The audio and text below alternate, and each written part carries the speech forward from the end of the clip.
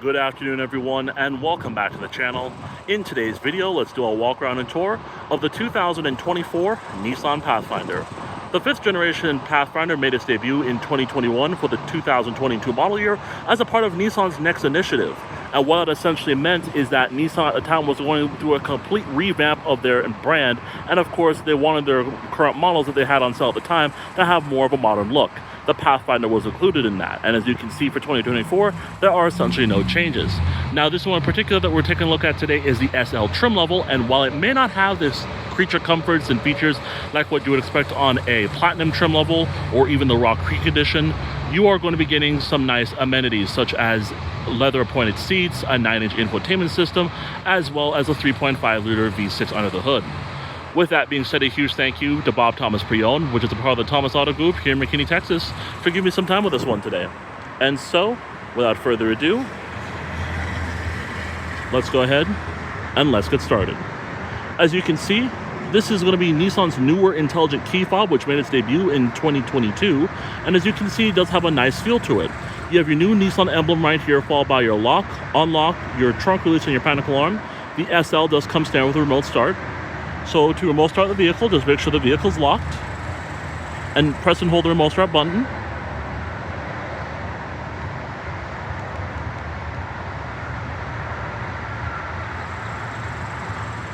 It does work, but it's not working at this time, so we'll go ahead and move on from that. Starting off here in the front of the vehicle, as you can see, we are taking a look at a modern interpretation of Nissan's V-Motion grille, and as you can see, it does look really, really nice. You have the newer Nissan emblem right here front and center, and when you pan out a little bit, you are going to be getting a much more modern and premium look on the Pathfinder. This one here being the SL also does give you your front parking sensors on this one as well. And in addition, you do have your standard LED daytime running lights with your LED projector headlamps. Checking out the wheels and tires on this one, we're taking a look at a set of Nexen Rodian GTX tires on 18-inch wheels. These measure 265, 60 R18s all the way around. Coming over to the door, this vehicle does have a smart key access system that allows easy access to the exterior as well as the interior. By having the key fob in your pocket and come to the door handle, there's a touch sensor right here. Just put your hand in, and one beep will indicate unlocking to jump on inside of the vehicle. And when you're finished, tap this button here, and one beep will indicate locking. The exterior color of this one is finished off in Obsidian Green Pearl with a charcoal leather interior.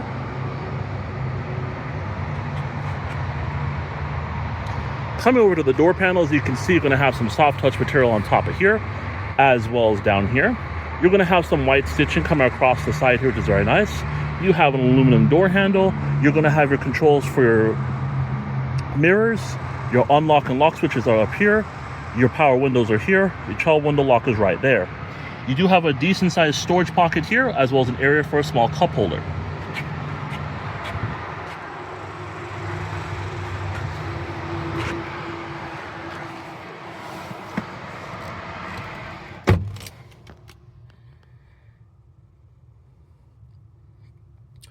Along with that smart key access system, the Pathfinder does come standard with push button ignition.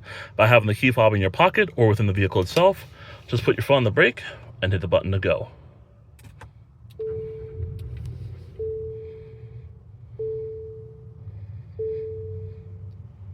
Very nice. The Nissan Pathfinder does come standard with a fully leather wrapped racking pinion power steering wheel with controls here on the left as well as on the right sides. You also have paddle shifters on the steering wheel on the left as well as on the right too.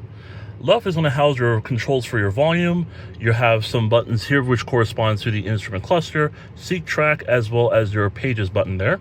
To the right, you're going to have your cruise control settings, hands-free voice and telephone controls, as well as your Pro Pilot Assist function. Coming up here, we're taking a look at a standard gauge cluster, which looks very nice. To the left, you're going to have your tachometer as well as your coolant temperature, and to the right, you're going to have your speedometer as well as your fuel gauge. Right in the middle is going to be your driver information center, which displays a couple of different things, and they include your current time, exterior temperature, your speedometer, your speed limiter rather. Coming down below that, you're going to have your current odometer reading, gear selection, your drive mode, and then you do have your range to empty on the far right. We can cycle through a couple of different things here on this little screen via the steering wheel, and they include things such as your compass, or in this case, this is going to show your current speed, and then underneath it's going to show your audio system. You do have your drive computer, which includes your average fuel economy, average miles driven, as well as your average speed. You do have your tire pressure monitoring system. You do have that compass, once again, audio, your Pro Pilot Assist functions, or in this case, your safety features as well, which includes your blind spot monitoring, forward collision warning, and lane departure. And you do have your settings right here as well. Settings is going to allow you to change a few things if you want to through this little screen, and they include your driver assistance, eco mode setting, tire pressure monitoring system setting, your clock, vehicle settings, maintenance, customized display, unit and language, as well as your factory reset. So just to show an example, let's say I want to go to our maintenance. It's going to show us our service, air filter, tire, and other. Let's just say we want to go and see what our general service is like, and it shows how much miles that our service is going to be doing for your oil and air filter and stuff of that nature. And let's say we want to go to our vehicle settings, which of course you can enable or disable the power back door. You can change the settings of the lighting, locking and wipers, as well as a rear door alert as well. And then one last thing, if you want to, we can go and change our driver assistance. So that way we can turn certain functions on and off, which includes your steering assist, speed limit signs, speed adjustment by route, as well as your speed limit assist, rear cross traffic alert, driver alertness, as well as your low temperature alert. Pretty comprehensive. Coming over here to the right side, we're taking a look at that 9-inch infotainment screen, which as you can see is standard on the SL trim level. If you do upgrade to the Platinum in the 25 models, I think this is where you'll be getting the bigger display, whereas in the 22 through 24 models, you get the standard display in this one here, which is not too bad. Now, as you can see, we're taking a look here at our menu, or basically our homepage, and where you're going to be starting things off when you turn the vehicle on. You're going to have your navigation here, audio system here, and of course, if you come over on this side, you're going to have your analog clock, date and the day of the week, customized home menu. And as you come over to the far right side, you're going to have your different apps, which includes SiriusXM traffic, sports scores, fuel prices, as well as stocks. And so with that being said, of course, let's go to our radio. Let's turn on the volume, of course, for any copyright purposes. And when we click on that, it's going to show us what's playing on the radio. You have your sources up here for things such as your AM, FM, and SiriusXM radio. You have your FM menu specifically for the FM stations. You have your presets down here as far as radio is concerned. And you do have your submenus down here as well. With that being said, let's go back to our where we started, obviously. So this is where we are. Let's say we want to go to our phone. It's going to allow you to connect to your phone via the Bluetooth system by following these particular steps. Let's go to our Bluetooth audio. That's going to allow you to kind of do the same thing once again. And then once you do that, you'll be able to play your Bluetooth audio from your phone. And then you have your USB 1 port there. And then we come over to our settings, which is where we can find things such as our connections, volume and beeps, clock, navigation, sound, customized home menu, customized audio sources, followed up with Nissan Connect services, system voice camera, others, system updates, apps, as well as your profile. We're going to go through a couple of these here so that way it won't take up too much of our time. So let's start things off with our sound. This is where we'll be able to adjust things such as our bass, middle, treble, balance, fade, and then you have your bass at the hands or down at the bottom, followed by your speed sensitive volume. Let's say we want to go to our navigation settings. That's going to allow us to go through things such as our map settings, guidance settings, route preferences, traffic info settings, safety guide, as well as your address book. You also have your adjust current location. You have sync with door-to-door navigation, predictable destination settings, and of course you can do a factory reset, as you can see there. Coming over to customize home menu. This is pretty cool because what's interesting is that you can drag any of these particular apps onto this little screen down here, and they will show up when you turn the vehicle on, which is just a really cool thing to see. Coming on over here, Nissan Connect is going to be the infotainment system name of what we're looking at in here, as well as your mobile device app that you're going to have to get when you purchase any new Nissan vehicle from a Nissan dealership. You do have, of course, system updates that's going to allow you to check for updates as well as to schedule them, of course. You do have your camera settings here, as you can see, which is going to show us our display. It's going to allow us to adjust our brightness, contrast, our tint, color, and black level.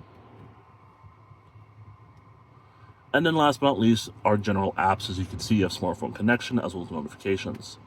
So overall, while it is a little bit on the kind of dated side right now, it still actually looks pretty decent and it does a pretty good job. So overall, no complaints as far as the infotainment system is concerned.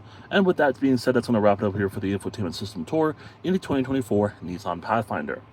With that being said, before we move any further, one of the big changes that came with this new generation Pathfinder a few years ago was the new 9-speed automatic transmission. So go up and put it to reverse. You do have a backup camera with guidance lines, and they do adjust as you turn the wheel. If you go to the SL trim level and higher, you will get a 360 camera standard on this one as well. Pretty cool. Comment below that, you're going to have some physical buttons for things such as our seat track, audio, menu, map, camera, back button, as well as our button here to turn the display on or off, as you can see there. You do have your rear vents, as you can see here, followed by your climate control functions.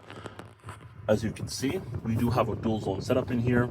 We do have our controls for the rear right up here, followed by a heated steering wheel, heated seats, 3-way for the front and front passenger.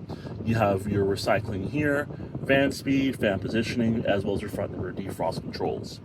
Comment down below that, you have a wireless charging pad here, which is very nice to see. Or you can also plug it in and charge your phone via a USB-C or USB port. You also have an outlet right here. You have that 9-speed automatic transmission right here, which is pretty cool. You have your electronic parking brake here, auto hold, auto start, stop, off switch here. D mode right down here is going to be for your different drive modes, which we'll go through in just a moment. You do have your 2 cup holders here, little storage area here where you can probably put your phone to stand up or put some small items like change. So let's go quickly into our D mode selector here, which is going to bring us up to this screen and includes things such as our Eco, Snow, Standard or our normal mode, as well as Sport and Tow mode. And then come over here to the glove compartment. When we open it up, you have a good amount of storage space inside, as you can see. And of course, it does spell out Pathfinder right here. It does have some nice stitching, and overall it does look really good.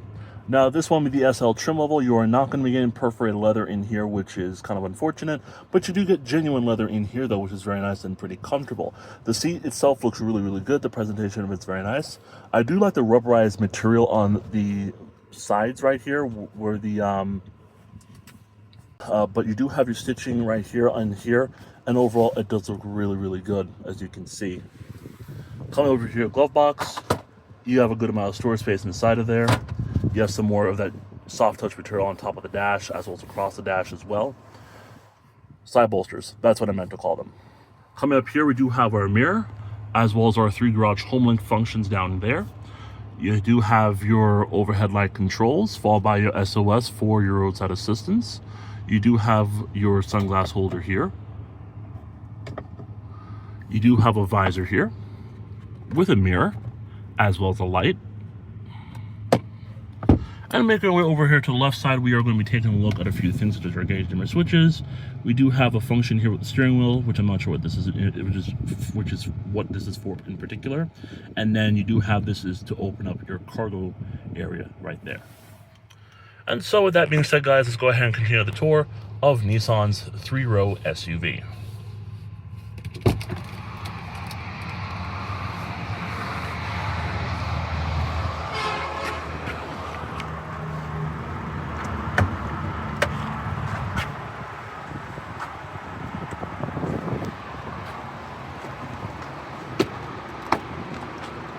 Coming into the back of the Nissan Pathfinder, as you can see, it's really nice in here and materials do follow through.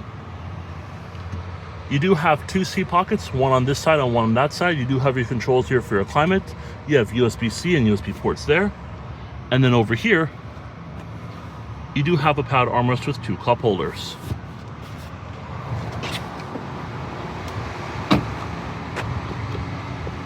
You do have your capless fuel filler right here, making it easier to fill at the gas station, as well as an illustration of how to use it. So the Nissan Pathfinder on select trims does come with LED taillights. The SL is one of them, which is very nice.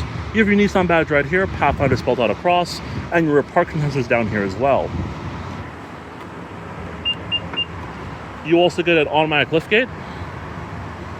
Now, as you can see, coming inside of the cargo area of the Nissan Pathfinder, the third row is currently down. Use these straps to pull them up to give you that cargo space that you want. So let me demonstrate that real quick. Pull it up like that. Pull this portion up like that. And as you can see, cargo space has decreased. So we're now looking at about 16.5 cubic feet of space, which isn't too bad, but also not that great. Let's say I want to fold down the third row. Use these straps here. And they will fold down for you. When you fold down the third row, you're looking at right around 46 cubic feet of space, and fold down the second row over here, and cargo space will increase to around 80.5 cubic feet, which is not too bad. You do have your carpeted mats right here, as you can see, which do look really nice. And then underneath here, we have some more storage space. And when you're done, tap the button here, and it will close down automatically.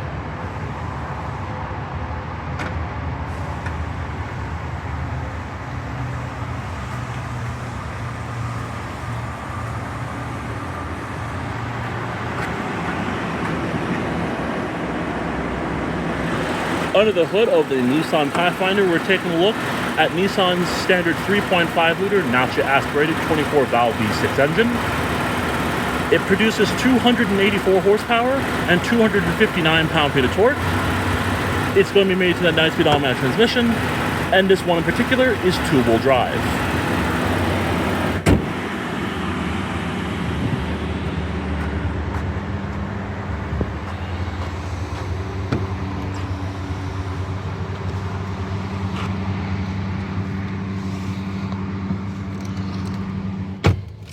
Alright guys, so back in the Nissan Pathfinder, and as a lot has happened with Nissan as of late, I'm just going to come out and say that I really think that the Pathfinder coming out for this generation a couple years ago was a very smart move on Nissan's part.